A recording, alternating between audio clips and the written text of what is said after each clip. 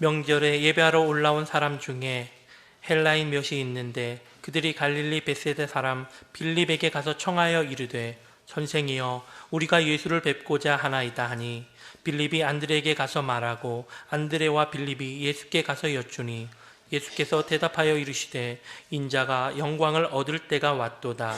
내가 진실로 진실로 너희에게 이르노니 한 알의 밀이 땅에 떨어져 죽지 아니하면 한 알 그대로 있고 죽으면 많은 열매를 맺느니라. 자기의 생명을 사랑하는 자는 잃어버릴 것이요 이 세상에서 자기의 생명을 미워하는 자는 영생하도록 보존하리라. 사람이 나를 섬기려면 나를 따르라. 나 있는 곳에 나를 섬기는 자도 거기 있으리니 사람이 나를 섬기면 내 아버지께서 그를 귀히 여기시리라. 지금 내 마음이 괴로우니 무슨 말을 하리요? 아버지여 나를 구원하여 이 때를 면하게 하여 주옵소서. 그러나 내가 이를 위하여 이 때에 왔나이다. 아버지여 아버지의 이름을 영광스럽게 하옵소서 하시니 이에 하늘에서 소리가 나서 이르되 내가 이미 영광스럽게 하였고 또다시 영광스럽게 하리라 하시니 곁에 서서 들은 무리는 천둥이 울었다고도 하며 또 어떤 이들은 천사가 그에게 말하였다고도 하니 예수께서 대답하여 이르시되 이 소리가 난 것은 나를 위한 것이 아니요 너희를 위한 것이니라. 이제 이 세상에 대한 심판이 이르렀으니 이 세상의 임금이 쫓겨나리라. 내가 땅에서 들리면 모든 사람을 내게로 이끌겠노라 하시니 이렇게 말씀하심은 자기가 어떠한 죽음으로 죽을 것을 보이심이러라. 아멘. 귀한 찬양 감사합니다. 우리 속담에 호랑이는 죽어서 가죽을 남기고 사람은 죽어서 이름을 남긴다 하는 말이 있죠. 그러니까 사람들이 두고두고 기리고 칭찬할 만한 일을 해라, 뭐 이런 의미입니다. 근데 그때마다 제가 드는 생각이 무엇인가 하면 물론 우리가 하나님 앞에서 어떻게 살아가는가는 굉장히 중요합니다. 코람데오라는 말이 있지 않습니까? 하나님 앞에서 살아가는 거예요. 그런데 죽어서 이름을 남기고 인정받는 것이 도대체 얼마나 동기부여가 될까 하는 생각이 있습니다.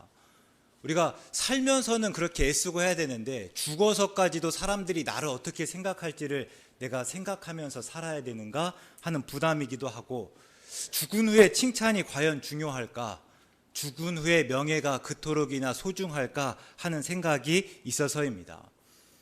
이런 물음에 대한 답을 제가 본문에서 찾았습니다. 본문을 보면서 말씀드리겠습니다. 먼저 유월절을 앞두고 예수님과 제자들이 예루살렘으로 올라오셨을 때입니다. 그러니까 명절이 되면 전국에 있는 유대인들 뿐만 아니라 예루살렘을 벗어나 있는 세계에 흩어져 살아가고 있는 유대인들, 소위 디아스포라 유대인이라고 하는데요. 그런 유대인들 뿐만 아니라 이방인 중에서 하나님을 경외하는 사람들, 이방인 중에서 아직 유대교로 개종하지 않았지만 하나님을 알고 이제 하나님을 의식하며 살기로 다짐한 사람들도 예루살렘으로 올라왔습니다. 근데 본문에서는 그때 예루살렘에 온 이방인, 즉 헬라인 몇이 예수님을 찾았다라고 말합니다. 그들은 예수님이 예루살렘에 입성하실 때 사람들이 어떻게 반응하는가를 보았을 겁니다. 예수님이 예루살렘에 입성하실 때 사람들이 종려나무 가지를 흔들면서 호산나 외쳤습니다. 오늘 찬양에도 어린아이들도 그랬다는 것인데요. 어른부터 어린아이들까지 그곳에 있는 모든 사람들이 종려나무 가지를 흔들면서 예수님을 맞는 모습들, 특별히 호산나를 외치고 이스라엘 왕으로 고백하는 장면들을 보았을 것입니다. 또 예수님이 예루살렘에 들어가셔서 성전에서는요, 장사하는 사람들을 다 내쫓으셨습니다. 상을 엎으시면서 하셨던 말씀이 이곳은 기도하는 집이다 라고 말씀하셨죠. 그런 모습들을 보면서 그곳에 왔던 헬라인들이 아마 고무되었을 것입니다. 그래서 예수님을 만나고 싶어 하나 과연 예수님이 만나 주실지, 예수님이 우리를 맞아 주실지 하는 확신이 없었습니다. 그동안 예수님이 하셨던 말씀이 있기 때문인데요. 예를 들어서 마태복음 10장 5절과 6절에 보시면 예수님이 제자들을 내보내시면서 그 제자들을 파송하면서 하셨던 말씀입니다. 이방인의 길로도 가지 말고 사마리아인의 고을에도 들어가지 말라. 오히려 이스라엘 집에 잃어버린 양에게로 가라 말씀하셨습니다. 그러니까 예수님의 주 관심, 예수님의 구원의 대상이 유대인인 것처럼 말씀하셨죠. 또 두로에서 만난 헬라인이자 수로보니게 여인에게는 뭐라고 말씀하셨습니까? 자녀의 떡을 취하여 개들에게 던짐이 마땅하지 않다 말하였습니다. 그러니까 이방인들을 개로 여기면서 그들은 마치 이 예수님으로부터 오는 구원을 받을 만한 자격이 없는 것처럼 이렇게 이야기하시기도 했습니다. 그러니까 예수님의 관심은 철저히 유대인이었고 그것들을 알고 있기 때문에 헬라인들은 조심스러울 수밖에 없었습니다. 그래서 먼저 빌립에게 가서 자기들의 의향을 이야기합니다. 그래서 너희 선생님의 의향을 한번 묻고 또 만날 수 있도록 주선해 주기를 구하였습니다. 그러자 빌립이 안드레에게 가서 이 일을 의논하였습니다. 보면 왜 빌립이고 안드레일까? 지금까지 예수님의 제자들의 대표라고 하면 베드로와 야고보와 요한 정도를 꼽을 수 있는데 여기서는 왜 빌립과 안드레가 그 역할들을 감당할까 한 번쯤 생각해 보면 예수님은 갈릴리에서 12제자를 부르셨습니다. 근데 재미있는 것은 그 중에서 빌립과 안드레는 헬라 이름을 가졌습니다. 그래서 어떤 연유에서 헬라 이름을 가졌는지는 모르겠지만 어쨌든 그들은 어떤 식으로든지 간에 헬라와 관련이 있을 겁니다. 헬라 말을 하고 또 헬라 문화를 잘 이해했을 것입니다. 그래서 헬라인들이 빌립을 찾았고 빌립은 또 안드레에게 가서 의논하고 빌립과 안드레가 예수님에게 가서 이렇게 여쭙는 겁니다. 헬라인들이 와서 예수님을 만나고 싶어 하는데 예수님 어떻게 만나보시겠습니까? 그때 예수님이 대답하여 말씀하시는데요. 이제 때가 왔다. 인자가 영광을 받게 될 거다 말씀하십니다. 그러니까 드디어 때가 왔습니다. 그동안 예수님은 이 요한복음에서 때가 아니라고 몇 차례 말씀하셨습니다.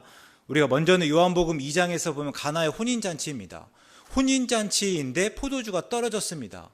이걸 본 예수님의 어머니가 예수님에게 가서 지금 잔치에 포도주가 떨어졌다 이런 이야기를 하죠. 그러니까 예수님에게 어떻게든 한번 해보아라 하는 의미였습니다. 근데 예수님께서 뭐라고 하시는 거예요? 그게 나랑 무슨 상관입니까? 지금 잔치에서 포도주 떨어진 게 나랑 무슨 상관이라고 말씀하시는 것입니까? 하면서 이어서 말씀하신 게요. 내 때가 아직 이르지 않았습니다.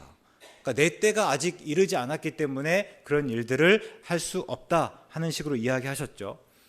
또 요한복음 7장에서는 예수님께서 성전에서 가르칠 때였습니다. 물론 그 중에는 예수님의 말씀을 잘 듣는 사람들이 있는 반면에 또 어떤 사람들은 그런 예수님이 문내 못마땅한 사람들도 있습니다. 그래서 예수님을 잡고자 하였는데 거기 보면 손을 대는 사람이 없었다 합니다. 그리고 그 까닭이 무엇인가 하면 7장 30절에 보면 그의 때가 아직 이르지 않아서다라고 말하고 있습니다. 똑같은 이야기가 8장에서 한번 반복되는데요. 이번에는 초막절입니다. 예수님이 여인의 뜰에 있는 헝금함 앞에서 가르치실 때였는데요. 역시나 그 예수님을 잡고자 하는 사람들이 있었습니다. 그런데 잡지 못하는 까닭을 20절에서 이렇게 이야기합니다. 잡는 사람이 없으니 이는 그의 때가 아직 이르지 아니하였음이로라 이렇게 말합니다.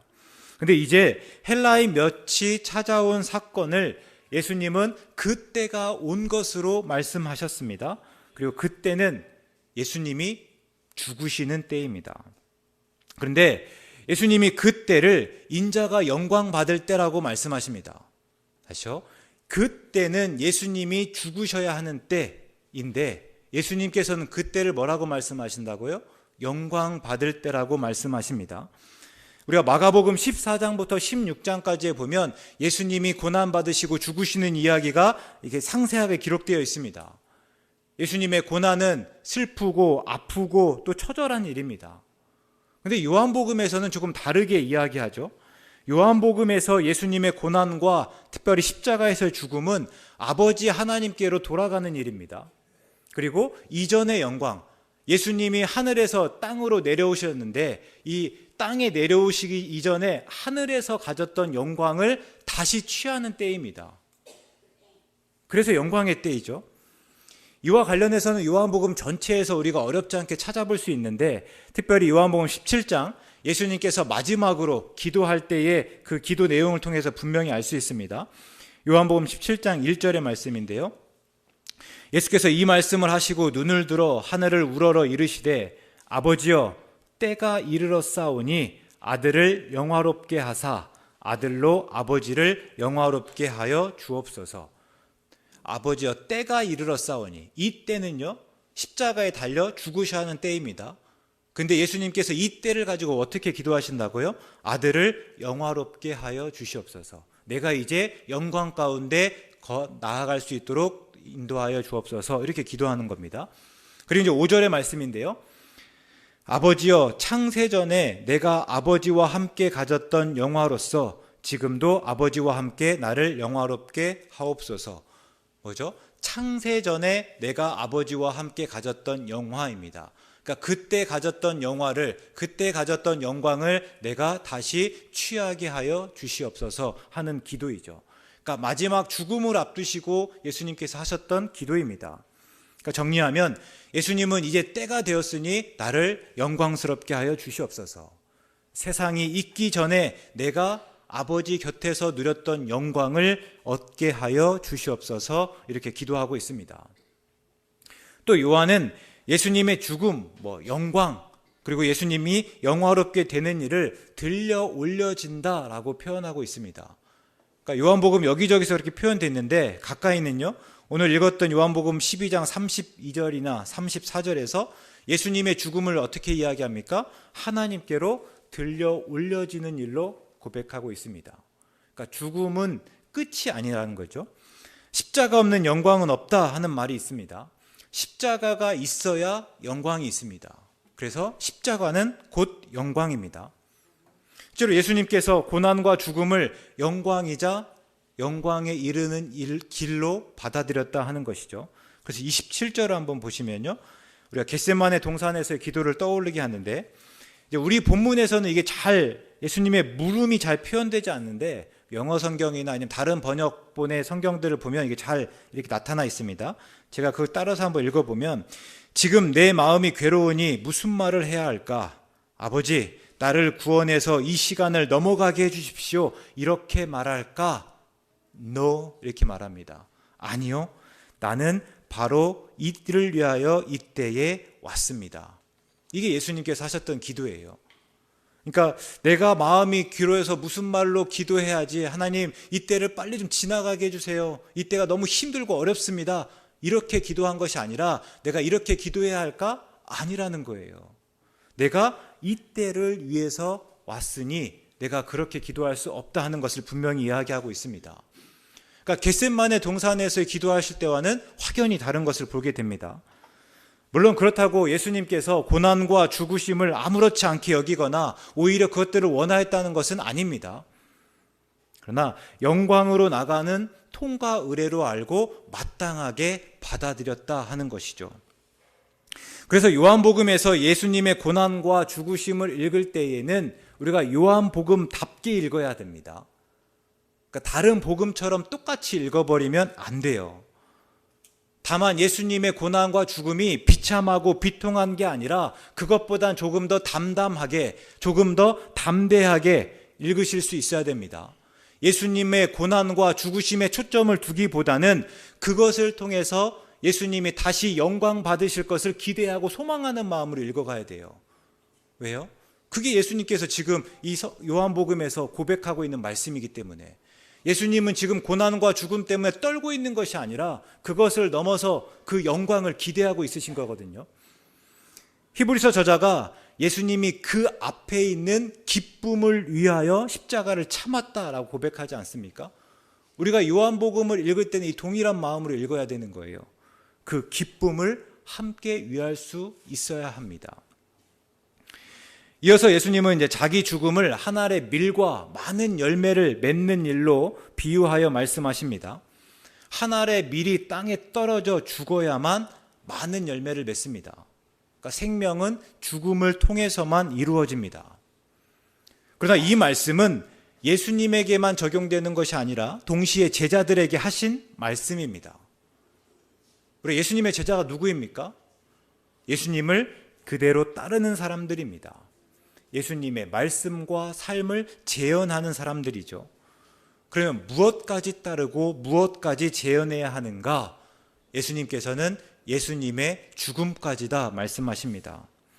그래서 예수님이 한 알의 밀로 땅에 떨어져 죽었던 것처럼 예수님의 제자들도 죽어야 합니다. 25절의 말씀으로는 예수님의 제자들도 자신의 생명을 미워해야 합니다. 우리에게 죽음은요, 보통 끝이거나 완전한 실패입니다. 그런데 예수님께서 가르치시는 것은 정반대예요. 그때 오히려 영생을 얻는다 말씀하시는 거죠.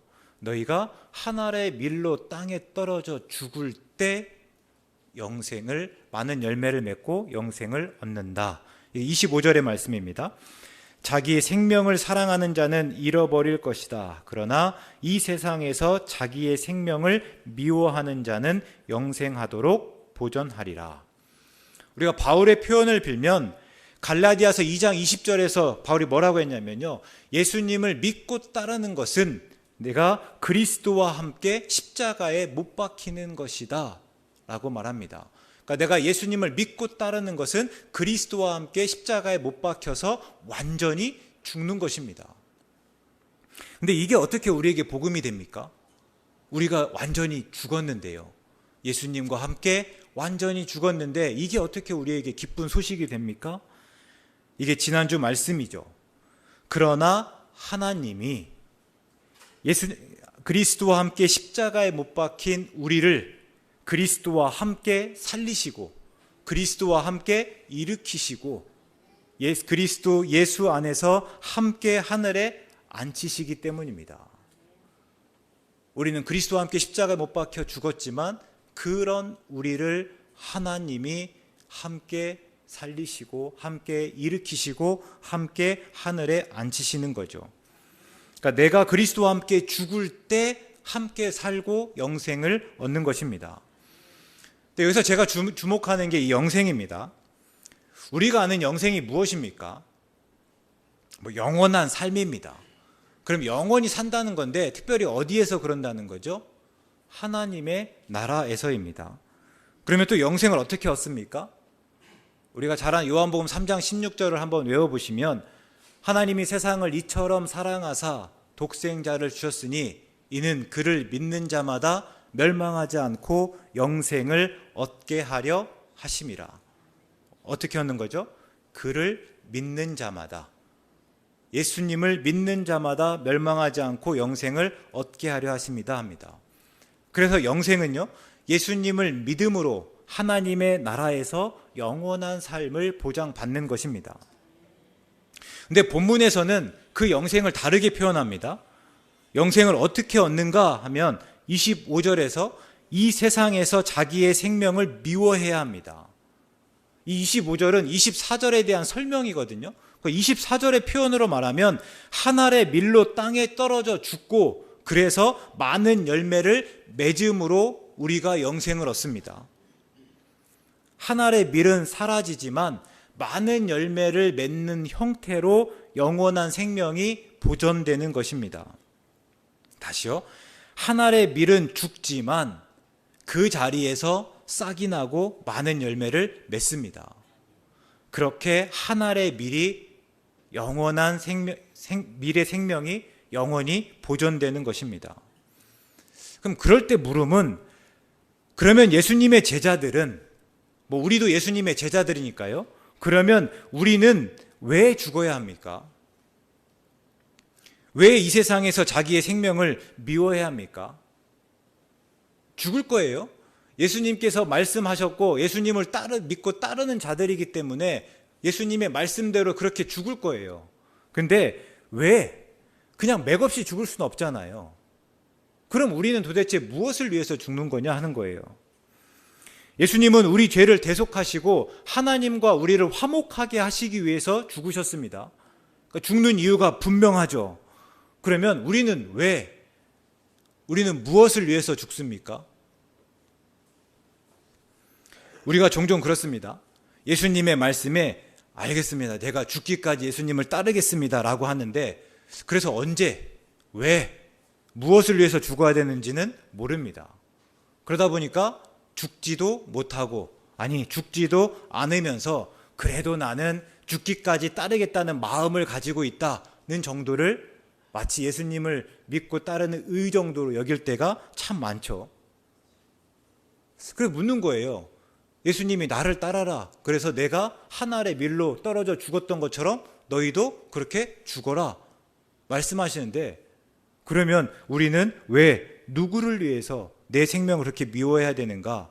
또 그때 많은 열매를 맺는다고 하는데 그 많은 열매는 도대체 무엇인가 하는 거죠. 결론적으로 말씀드리면 공동체입니다. 공동체를 위해서 죽는 거고 많은 열매도 공동체입니다. 요한복음에서 예수님은 세상 전체를, 세상 전부를 위하시는 분이 아닙니다. 그 중에서 특별히 예수님을 믿고 따르는 사람들만을 위합니다. 다시 예수님의 제가 기도, 아까 읽었던 요한복음 17장의 기도를 언급하면 9절의 말씀입니다. 내가 그들을 위하여 비옵나니, 여기서 그들은 예수님을 믿고 따르는 사람들, 그러니까 예수님을 믿고 따르는 사람들, 제자들이 된 사람들이고, 이 제자들을 통해서 또 예수님을 믿고 따를 사람들, 앞으로 제자들이 될 사람들을 말하고 있습니다. 그러니까 내가 그들을 위하여 비옵나니, 내가 비옵는 것은 세상을 위함이 아니요 내게 주신 자들을 위함이니이다. 그러니까 세상을 위해서 내가 구하는 것들이 아니라 그 세상 속에서 나를 믿고 따르고 내 제자가 된 사람들을 위해서 지금 빌고 있습니다. 그리고 그들은 아버지의 것이로소이다 말합니다. 예수님이 왜 그러실까? 또 우리가 요한복음 말씀을 읽다 보면 그러실 법합니다. 하나님이 세상을 이처럼 사랑하셔서 독생자를 주셨습니다. 그리고 그를 믿는 자마다 멸망하지 않고 영생을 얻게 하셨습니다. 또 그 다음 절에 보면요, 하나님이 그 아들을 세상에 보내셨습니다. 왜 보내셨는가? 세상을 심판하려 하심이 아니라 세상을 구원하려 하심입니다. 근데 세상이 그런 예수님을 영접하지 않았습니다. 세상을 사랑해서, 하나님께서 사랑하셔서 유일하신 아들까지 내어주셨는데 세상은 그 하나님의 사랑을 무시하였고 하나님의 아들을 거절하였습니다. 다시 요한의 표현을 빌면 빛이 세상에 왔지만 세상 사람들이, 세상이 빛보다 어둠을 더 사랑하였습니다. 오히려 예수님을 배척하고 예수님을 믿고 따르는 사람들을 핍박하였습니다. 그러면 그럴수록 예수님은요, 예수님을 믿고 따르는 사람들에게 관심을 쏟고 특별히 그들을 사랑하시되 끝까지 사랑하셨습니다. 그러니까 예수님께 생각하실 때는 그들만이 구원과 영생을 얻는 유일한 부류의 사람들이고, 특별히 아까 읽었던 우리 예수님의 기도처럼 아버지의 것으로 예수님에게 주신 사람들이기 때문입니다. 그러니까 세상이 예수님을 무시하고 특별히 예수님 믿는 사람들을 더 박해하고 핍박할수록 예수님은요, 예수님을 믿고 따르는 사람들을 더욱더 품에 안으셨다 하는 거예요. 이게 요한복음 10장에 나온 선한 목자의 비유에서도 잘 나타나고 있습니다. 예수님이 선한 목자이신데, 그러면 선한 목자이신 예수님의 양은 누구인가 하는 거죠. 그 말씀 보시면 목자의 음성을 아는 사람들입니다. 그리고 목자가 그 이름을 아는 사람들이죠. 그러니까 예수님께서 선한 목자인데 모든 양들의 선한 목자이신 게 아니라 특별히 그 중에서요, 이 목자가 이야기했을 때, 예수님이 말씀하셨을 때 그 말씀을 듣고 따르는 사람들, 이젠 예수님을 믿고 따르는 사람들이 바로 선한 목자이신 예수님의 양이라 하는 거고, 예수님이 그 이름을 아는 사람들이 바로 양이다 하시는 말씀이죠. 지금 그 양들이 이 우리 안에 있습니다. 이렇게 가두어져 있는 이 우리 안에 있습니다. 그리고 예수님은 그 우리에 있는 양들을 위해서 목숨을 버리십니다. 다시요. 예수님이 세상의 모든 양들이 아니라 예수님 그 우리 안에 있는 양들을 위해서 목숨을 버리신다 하는 거예요.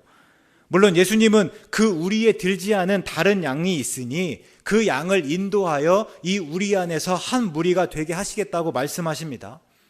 그러나 그러기 위해서는요, 다른 양이 이 우리 안으로 들어와야 합니다. 그리고 예수님은 여전히 이 우리 안에 선한 목자이십니다. 이게 요한복음 10장의 말씀이에요. 그러니까 예수님을 믿고 따르는 사람들, 그 우리의 사람들을 위해서 한 알의 밀알이 되고 땅에 떨어져 죽었고 그 사람들을 열매로 얻으셨습니다. 그리고 이제 제자들에게 그런 나를 따라서 그 사람들, 그러니까 제자들도 속한 그 공동체를 위해서 한 알의 밀알이 되어 공동체를 만들고 공동체를 보존하고 확장하고 견고하게 하라고 말씀하신 것입니다. 그게 바로 열매이고 그때 그들의 생명이 영생하도록 보존된다 하는 말씀이에요. 우리가 종종 영생을 너무 개인적인 일로만, 영적인 일로만 여길 때가 많습니다. 그러다 보니까 공동체성을 잊습니다. 그냥 나만 예수님을 믿고 내가 하나님의 나라에 들어가고 나만 구원을 받으면 그만입니다. 그런데 예수님은 오늘 말씀에서 믿음의 공동체를 위해 기꺼이 죽으라고 하시며 그것이 우리의 생명을 영생하도록 보존하는 일이다 말씀하고 있습니다. 예수님과 하나님이 하나죠. 요한복음에서 말씀하실 때 나와 아버지는 하나이니라. 그래서 예수님을 본 사람은 하나님을 보는 겁니다. 예수님을 사랑하는 사람은 하나님을 사랑하는 것입니다. 마찬가지로 지금 우리가 예수님을 믿고 따르는 공동체를 만들고 그 공동체를 위해서 죽는 일은 곧 예수님을 위해서 목숨을 잃는 일입니다. 또 하나님을 위해 죽는 일이죠. 그래서 영생을 주실 수 있는 하나님과 예수님이 우리에게 그때의 영생을 주시겠다. 너희의 생명을 내가 영원토록 보존하겠다 하시는 말씀입니다. 공동체라고 하니까 또 막연하고 또 멀기도 하고 어렵기도 하시죠. 그래서 조금 제가 쉽게 이야기해 보겠습니다. 한 권사님의 이야기입니다. 그러니까 막 특별할 거라고는 없습니다. 여느 권사님처럼 그저 가족에게 헌신하고 가족의 구원을 위해서 기도하셨습니다. 그러다가 권사님이 돌아가셨습니다. 그런데 그 이후에 가족들이 변해서 예수님을 믿기 시작하였습니다. 모르겠습니다. 그것이 아내의 헌신 또 어머니의 기도에 대한 그리움이고 감사의 표현이었는지 모르겠습니다. 그러나 어쨌든 예수님을 믿고 이제는 권사님이 있는 하나님의 나라를 기대하고 소망하기 시작하였습니다. 그때 그 부군이 이렇게 고백하시더라고요. 아내가 세상을 떠나면서 자녀들의 마음에 예수님을 심어놓은 것 같습니다. 가족은 이젠 교회에서 권사님이 예배드렸던 자리, 권사님이 헌신하고 봉사하셨던 자리를 지키기로 다짐하고 신앙생활하고 있습니다. 제가 그 고백을 듣고 그 가족의 변화를 보면서 권사님의 생명이 어떻게 영생하도록 보존되는지를 알았습니다. 씨가 땅에서 죽자 새로운 나무가 자랐습니다. 이게 영생입니다.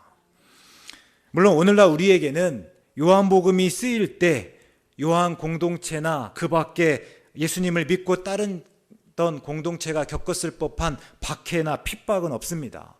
그래서 육체적인 죽음까지는 아니에요. 그러나 그 의미는 여전합니다.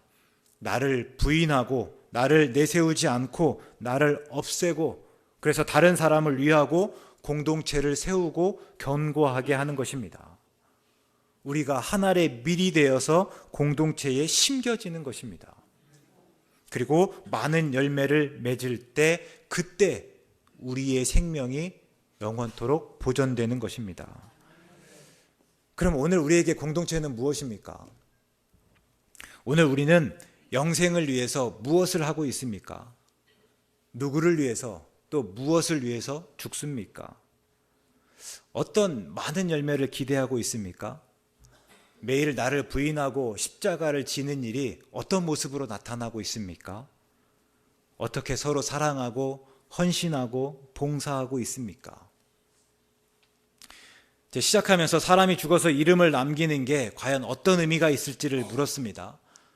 신앙적으로만 답해보면 이름을 남긴다는 것은 우리는 죽지만 우리의 선한 영향력이 공동체의 삶으로 나타나고 그것이 우리의 생명을 영생하도록 보존하는 일이기 때문입니다. 그래서 우리에게 이름을 남기는 게 의미가 있습니다. 사순절 다섯째 주일입니다. 예수님은 고난과 죽음 그리고 부활을 통해서 예수님을 주로 그리스도로 믿는 성도들의 모임인 교회를 세우시고 교회를 많은 열매로 맺으셨습니다. 예수님은 우리에게 나를 따르라 말씀하십니다. 꼭 새안교회만을 위해서 지금 죽으라고 드리는 말씀은 아닙니다. 그게 우리의 가정일 수 있습니다. 물론 새안교회일 수 있습니다. 또 우리가 각각 있는 믿음의 공동체일 수 있습니다. 그런데 오늘 우리가 예수님을 따른다는 것이 그 공동체 안에서 어떤 역할을 감당해야 하는지, 그리고 그것을 통해서 어떤 열매를 맺어야 하는지를 곰곰이 묵상하고 생각해 보실 수 있길 바랍니다. 그래서 나중에 그것을 통해서 우리에게 주시는 영생을 또 기대하고 소망하며 나아가는 우리 모두 되시기를 주의 이름으로 축원합니다. 기도하겠습니다. 하나님, 우리가 우리 공동체를 위해 헌신하고 봉사하겠습니다. 그것으로 영생을 얻을 뿐만 아니라 우리 공동체가 하나님 안에서 바르게 서가는 승리를 얻겠습니다. 우리와 함께하여 주시고 우리를 도와주시옵소서. 예수님의 이름으로 기도드립니다. 아멘.